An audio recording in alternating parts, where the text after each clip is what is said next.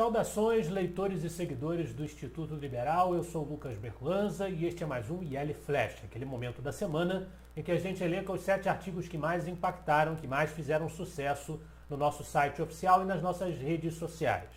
E hoje o nosso IL Flash começa com um artigo do advogado criminal Igor Damu, que de vez em quando contribui com o nosso site. E é um artigo que tem um título bastante polêmico, provocativo. Que derrubem ou queimem todas as estátuas.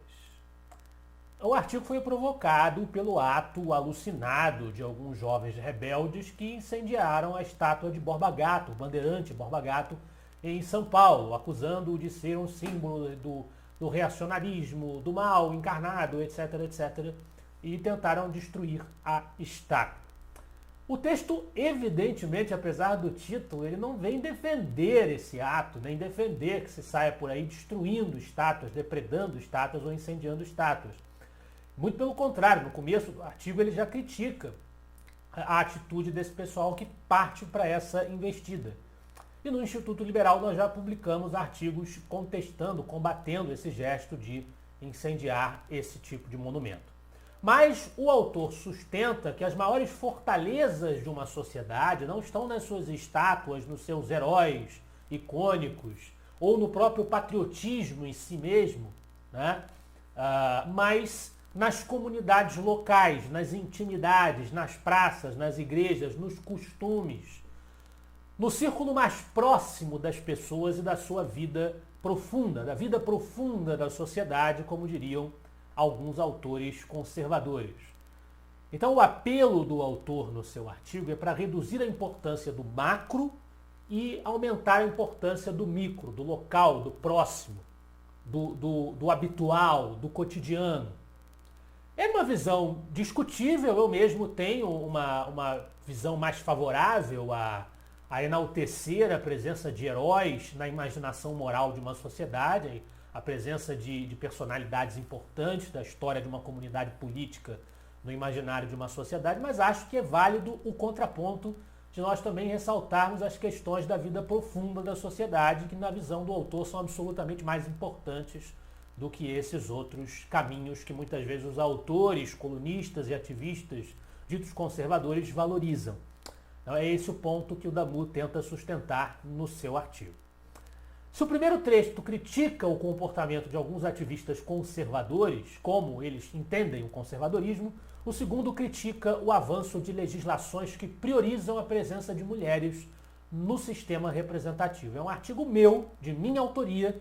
A República Feminista avança inabalavelmente.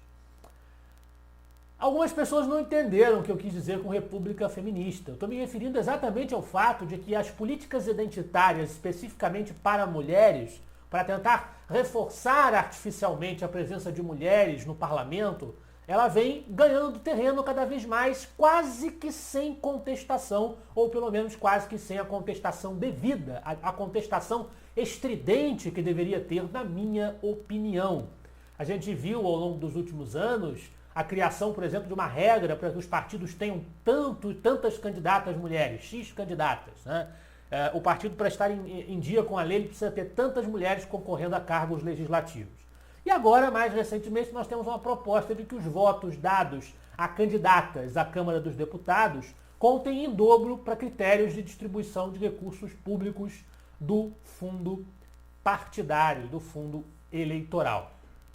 Fundos esses que já têm uma série de aspectos escandalosos em si mesmos, teriam aí mais um elemento prejudicial, que seria mais uma contribuição para desfigurar o sistema representativo. Porque assim como se fazia nas correntes corporativistas e no brizolismo no Brasil dos anos 60, que pediam que determinadas corporações profissionais fossem representadas ou forçosamente no parlamento, aqui se está tutelando o voto das pessoas no sentido de ter um determinado grupo mais contemplado ou tão contemplado quanto o outro sob critérios artificialescos. No caso, um critério do sexo, do gênero. E isso poderia ser, abrindo o precedente que abre, estendido a todos os tipos de camadas sociais, de grupos sociais, de coletivos imagináveis, o que destroçaria a tônica liberal do sistema parlamentar representativo.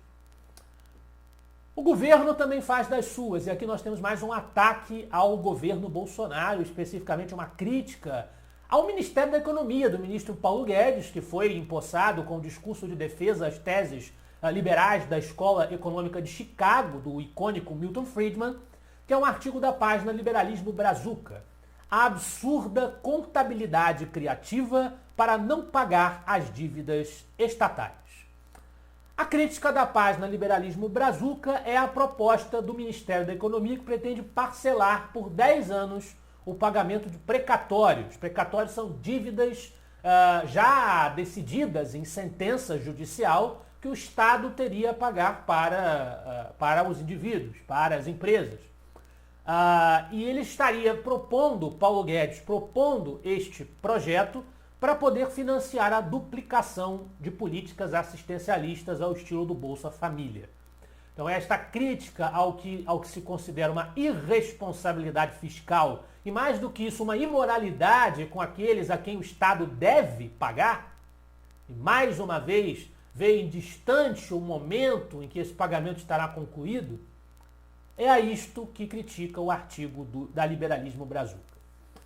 Por falar em governo, um artigo do economista Roberto Ellery. Será que teremos um aumento de inflação no segundo semestre? É mais uma extensa análise do quadro, como as que o Roberto Ellery se acostumou a fazer, com o uso bastante minucioso e científico do ponto de vista da economia, de gráficos e análises quantitativas para determinar o que se pode prever para os próximos meses. A conclusão do Roberto Ellery é que a guinada na política monetária pode repetir o que aconteceu em 2016 sem a mudança de governo e evitar ou pelo menos suavizar muito a elevação da inflação no segundo semestre de 2021 que nós já estamos vivendo aqui agora no mês de agosto. Para que isso aconteça, porém, é fundamental na visão do Ellery que a sociedade acredite que o Banco Central está disposto a dar um grande choque de juros se for necessário. E o autor é cético de que isso aconteça. Na contramão do estatismo, a razão genuína para que defendamos as políticas de privatização no artigo da página Liberalismo Brazuca. Por que é preciso defender as privatizações no Brasil? Não se trata de uma competição de quem arrecadou mais dinheiro com a venda de empresas estatais. A privatização deve nascer, na visão da página, da finalidade de retirar o Estado de funções econômicas que a iniciativa privada pode perfeitamente e deve perfeitamente executar para que o cidadão exerça ao máximo a sua liberdade. Por falar em privatização, o artigo do Dr. Rainer Zitelmann, o historiador e estudioso alemão, que nos brinda com mais uma contribuição sob o título O Sucesso da China. Não por causa do Estado, mas apesar do Estado.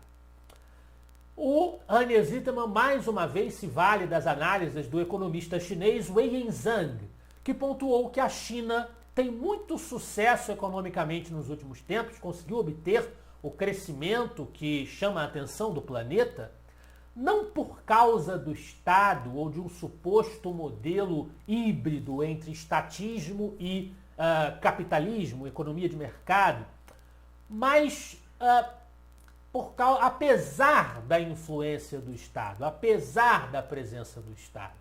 Foram as políticas que o economista Zhang trata pela alcunha de mercantilização, as políticas de flexibilização do mercado num país com a população gigantesca que a China tem, nas chamadas zonas econômicas especiais, principalmente, pelas políticas de Deng Xiaoping, são tão famosas por todos aqueles que discutem o modelo capitalista, a economia de mercado, que propiciaram esse desenvolvimento a que todos nós assistimos contemporaneamente.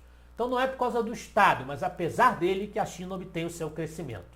E esse crescimento, o desenvolvimento socioeconômico da sociedade chinesa, apresenta alguns entraves justamente por conta ainda da presença do estatismo em algumas áreas da sua dinâmica institucional e política.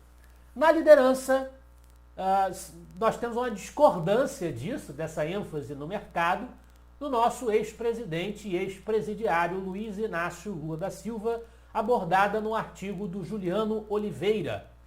O lulopetismo não quer a privatização dos Correios. que poderia ajudar os mais pobres. Em resposta imediata, diz o Juliano Oliveira, a essa ameaça tenebrosa da privatização dos Correios, pela qual os liberais têm lutado há tanto tempo, é uma das prioridades da Rede Liberdade, que congrega instituições liberais no Brasil, o ex-presidiário Lula, como todo defensor aguerrido do modelo nacionalista estatista de condução econômica, publicou no seu Twitter a seguinte mensagem, abre aspas: "Se não for barrada, a privatização dos Correios marcará a destruição de uma empresa que está há mais de 350 anos a serviço do povo brasileiro", fecha aspas. Quero saber de você que nos acompanha, querido leitor, querido seguidor, o que você acha desse maravilhoso serviço dos Correios? Acredito que a resposta seja clara e categórica. Isto é um delírio do ex-presidente Lula. Esse foi o nosso IL Flash de hoje. Eu espero que vocês gostem dos artigos e dos debates proporcionados pelo Instituto Liberal. Semana que vem estaremos de volta, afinal de contas, para nós você é a parte mais importante da sociedade. Até a próxima.